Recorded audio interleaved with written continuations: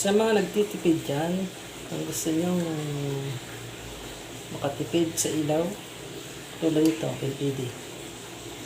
Ganito lang pag-repair nyan. Ito, busted na to. Hindi na siya gumagana. So, try nating i-repair nito. Magagana po siya. Ganito lang gagawin nyo. Secret natin to. Ito, tatanggalin natin to. Ito, naligari ko na to. Tutuklasin nyo lang ganito. Ayan. Oh, lumagutok na. Ayan. Tanggalin nyo lang yan. Ganyan.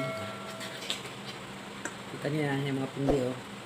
Tatanggalin nyo yung mga pundi, i-short lang natin yung mga pundi na yan. Para umila yung iba. Okay?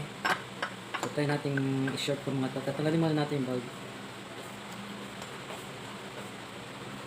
Tanggalin muna natin lahat. Gamit lang kayo ng soldering iron para matanggal yung pinang. Kaya, punitin muna natin. Pinatuklakin natin ng ganyan, ng flat screw. Ayan, tanggal lahat. Tanggalin lang ganun. Tapos, lilinisin natin yung tinanggal natin ng bulb para matanggal yung pinaka dumi niyan sa terminal niya. Igahin natin ito para lumabas yung copper.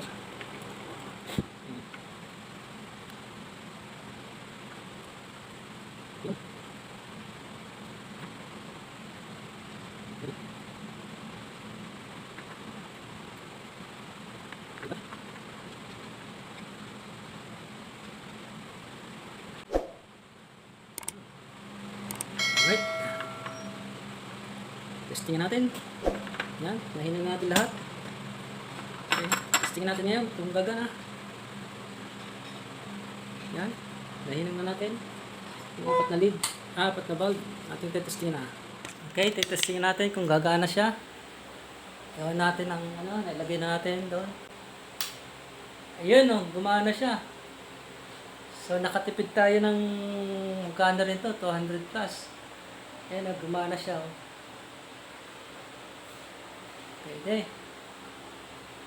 Oh. Gumana siya. Oh. Ayan, ibabalik na natin yung cover. Okay, gumana siya. Sabi natin gilid. Para may salpak natin ulit. Ayan, sasalpak lang. Oh. Ayan, okay na ulit. Pero kailangan lagyan natin ng pandikit para hindi siya matanggal pagka minute. Okay?